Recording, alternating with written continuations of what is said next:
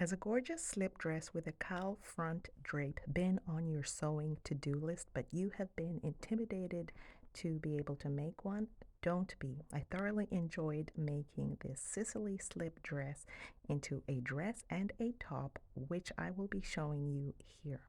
So the instructions are fairly easy. You want to print out your PDF sewing pattern and go ahead, cut out your pieces. The dress is cut on bias, and the pattern instruction shows you and tells you how to be able to cut out all your pieces. When you're working with slippery or a fabric that has been cut on bias, you want to stay stitch your pieces so that they don't morph or shift as you are sewing. I went ahead and started with my straps. I folded them in half, matching right sides together, and sewed those down. Here you see I have stay stitched all my pattern pieces, and I will go ahead and just close off the hems on the parts that the pattern instruction has instructed me to do. Continuing to work on my straps, I cut off the excess fabric of my straps so it's easy for me to turn inside out, because these are very thin and you'll have a harder time if you're trying to turn these inside out. I then use this handy dandy tool called a loop turner and use that to turn my straps inside out. Honestly, it wasn't as easy as it looks here. I had a million tries to get a smooth inside out turn, but once you practice, you'll get it done. So here are the rest of my pieces, the front pattern piece, and I went ahead and hemmed the area that the instructions suggested. This is the back pattern piece and the facing for the inside of the back pattern piece.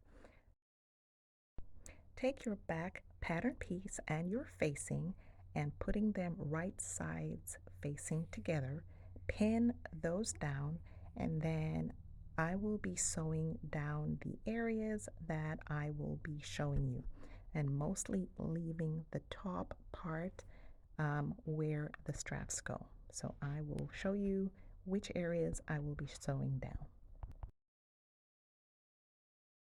Onto the front pattern piece.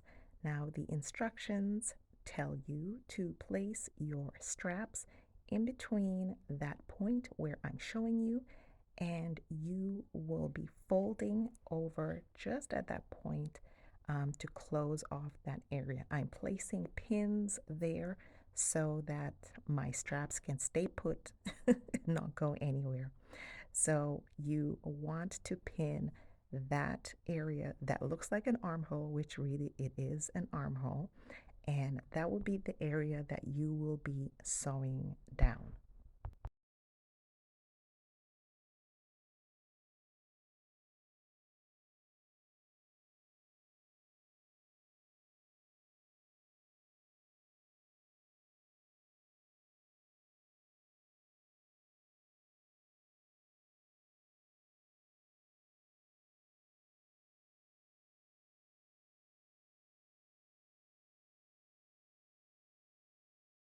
All right, switcheroo, this is what we have, and this is what it looks like. Oh my gosh, I always get excited when I see the dress coming together.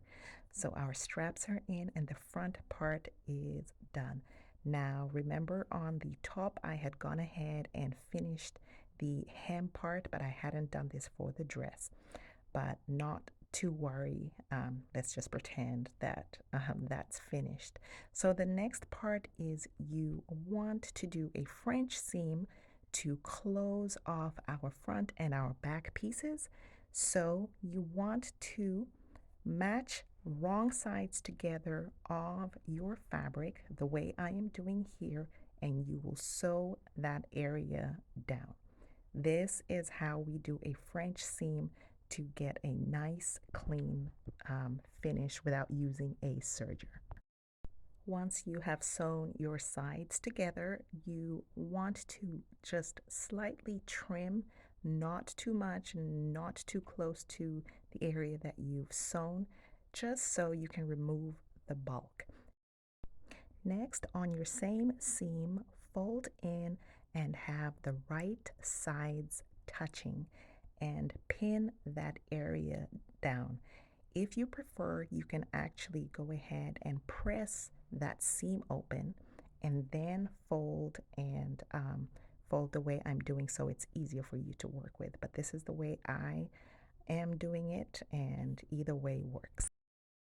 All right, once you have done that, we will be moving on to our straps. So we have the straps on the front part of our dress, but we need to place them into the back part, which I am doing right here. So I got my safety pin, added it to the end of the strap, and placed it on the inside of our back pieces between the facing and the front piece as shown here.